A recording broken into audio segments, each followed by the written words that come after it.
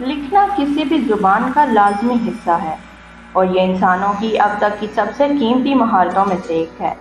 اگر آپ ماہر لسانیات ہیں تو لکھنا آپ کے کام کا ایک لازمی حصہ ہوگا۔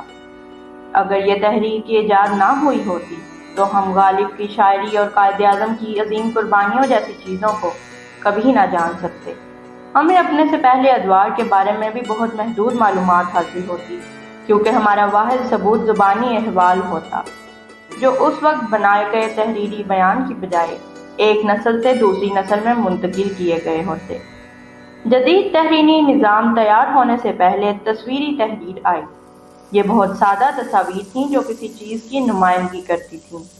تصاویر کا استعمال ایک مکمل فکرہ تخلیق کرنے کے لیے کیا جاتا تھا، جیسا کہ ایک شخص کی تصویر اور اس کے بعد نیزے کی تصویر اور اس کے بعد ایک گائے کی تصویر اس جملے کی نمائندگی کرے گی کہ وہ شخص گائے کا شکار کرنے کے لیے نیزے کا استعمال کرتا ہے۔ مگر تصویری تحریروں کے نظام میں بہت سے مسائل ہوتے تھے، کیونکہ کسی بھی تفصیل میں جانے کے لیے ان کا استعمال کرنا مشکل تھا۔ جوں جوں معاشروں نے اپنی ثقافتیں اور رسم و رواج اختیار کیے، ان کے لیے ضروری تھا کہ وہ اس کی ریکارڈنگ کے لیے بھی اپنا تحریری نظام تیار کریں۔ خیال کیا جاتا ہے کہ بولی جانے والی زبان تحریری شکل سے دسیوں ہزار سال پہلے تیار ہوئی تھی۔ مکمل تحریری نظام انسانی تاریخ میں کم از کم 4 بار آزادانہ طور پر ایجاد کیے گئے ہیں۔ علماء عام طور پر اس بات پر متفق ہیں کہ تحریر کی ابتدائی شکل تقریباً 5500 سال قبل میسوپوٹیمیا یعنی موجودہ عراق میں شائع ہوئی تھیں۔ ابتدائی تصویری علامات رفتہ رفتہ سومرین اور دیگر زبانوں کی آوازوں کی نمائندگی کرنے لگی تھیں۔ 2900 قبل مسیح سے یہ گیلی مٹی میں ایک لکڑی کی مدد سے تیر کے نشانوں جیسی تحریر کرنے لگے، جسے اب کینیفارم کے نام سے جانا جاتا ہے۔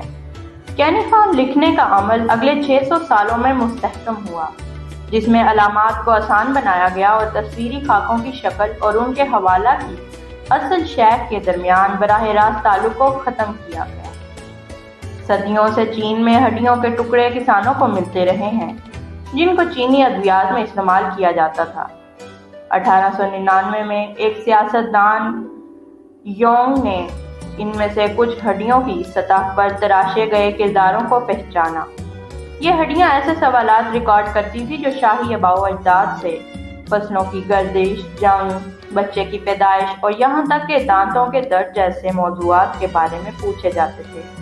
ایسی 1,50,000 ہڈیوں کی مثالیں ملی ہیں، جن میں 4500 سے زائد مختلف علامات تحریر ہیں، جن میں سے بہت سی علامات کی شناخت چینی کرداروں کے آباء و اجداد کے طور پر کی جا چکی ہیں، جو آج بھی استعمال میں ہیں۔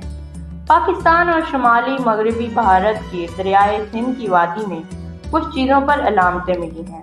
جس معاشرے نے ان علامات کو استعمال کیا، وہ سندھ کے علاقے میں ایک تاریخی بستی کی انتہا تھی، جو کم از کم 7000 قبل مسیح میں چلی جاتی ہے۔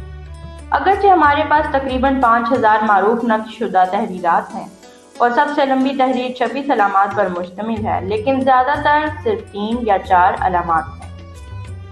ریڈ برش اور قلم کا استعمال کرتے ہوئے سیاہی سے لکھنا سب سے پہلے مصر میں پایا جاتا ہے۔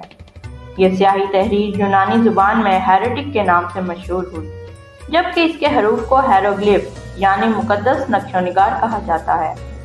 چند سالوں میں اس تحریری انداز نے بہت ترقی پائی، جس کے بعد اس میں 24 حروف تہجی آئے، جنہیں فونیشی حروف تہجی کہا گیا۔ اس حروف تہجی سے آرامی رسم الخط اور یونانی حروف تہجی آئے، جس کی وجہ سے لاطینی حروف تہجی کا استعمال آج بھی ہم کرتے ہیں، جس میں قانون اور سود دونوں کی علامتیں موجود ہیں۔